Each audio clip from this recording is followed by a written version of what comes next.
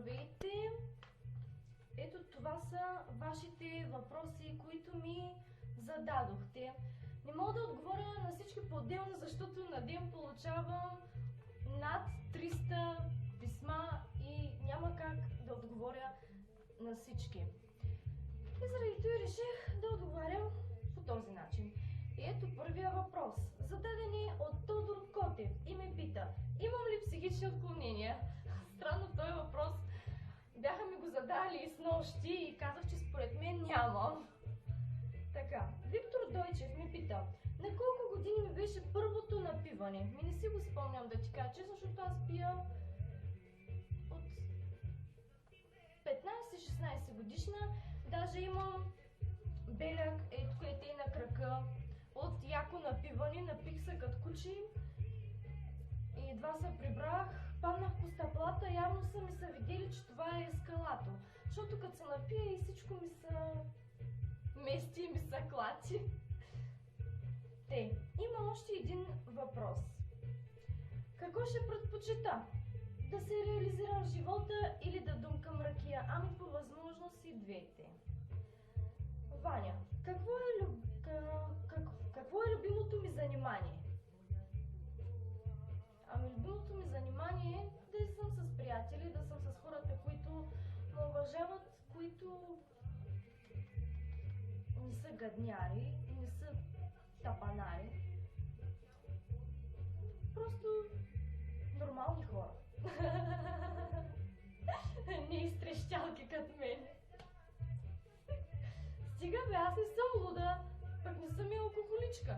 Даже съм се взела, тая вечер няма пия, ще пия кафе. Ето, виждате кафе, преди малко даже и топло, взех си го от кафе машината.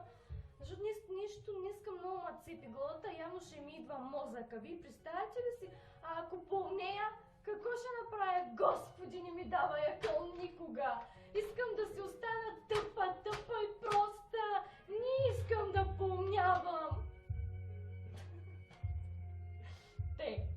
Иван Юрданов ме пита: защо не си направя моя фен страница? Аз имам фен страница и там можеш да ме намериш.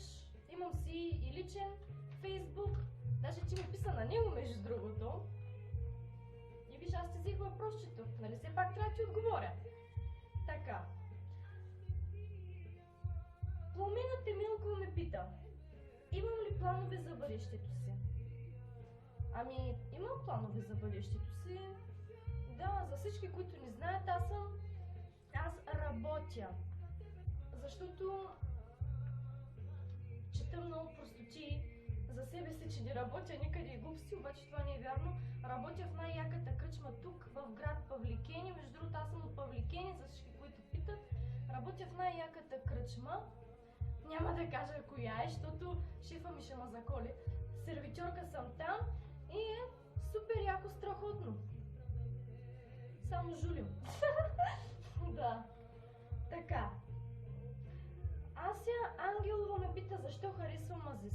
Харесвам Азис, защото той проби с простотията си, проби с вулгарните си песни от сорта на хвани ме, дай ми го, дай, пък аз умирам за простотия. Направо като видя нещо олигофренско и тъпо и нещо тако си направо ми тикат лигичикът на олигофренка, бе. Да, сериозно. Да, а пък и между другото, аз и Азис сме една зодия и се гордея, че съм риби като него. Даже си го слушам постоянно от сутрин до вечер. Обичам го, той е моя бог. Той е всичко за мен. Някой въпрос пропуснах ли? Да. Кристиян ме пита, знам ли кой е Васил Левски? Извинявай, че ме мислиш за много тъпа, обаче знам кой е Васил Левски. Той е апостол на свободата. Нямаме час по история, може да ми задавате по-забавни въпроси и без такива сексуални. Много хора ме питаха какви са тези снимки, моите голи снимки. И порното, това беше пуснато много отдавна. Имах проблеми с едни хора, обаче явно всичко е окей. Всичко е изтрито, да се надявам, и пък и да не ми пука. Така че какво от той? Нали тъй? Друго какво да кажа, значи днеска си гледах, колко пъти са ми гледали клиповете, минимален въпрос се фанах за главата, като видях. Единият ми клип е, значи, за 4-5 дена е гледан над 60 000 пъти. Да, и зарадвах се, много яко ми стана.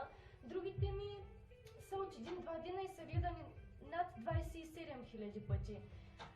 А пък не мога да разбера, всички отдолу ми пишат гадни, шибани, смотани коментари. А пък всъщност ма гледат, значи съм забавна и интересна. Получавам също така и много заплахи от сорта на изтри си видеята. Ще ти бе майката иначе. Явно искат да ма... И да викам, пусне ти ма, помощ, помощ! Ами да, това е всичко от мене. Следващото видео ще го пусна някъде сигурно до 2-3 часа, като измисля какво да кажа и като си изпия кафето, защото трезвена, вижте, малко те и неадекватно се държа. Ама и сега като жуна малко ракия с бира и направо ще има аз съм самолет.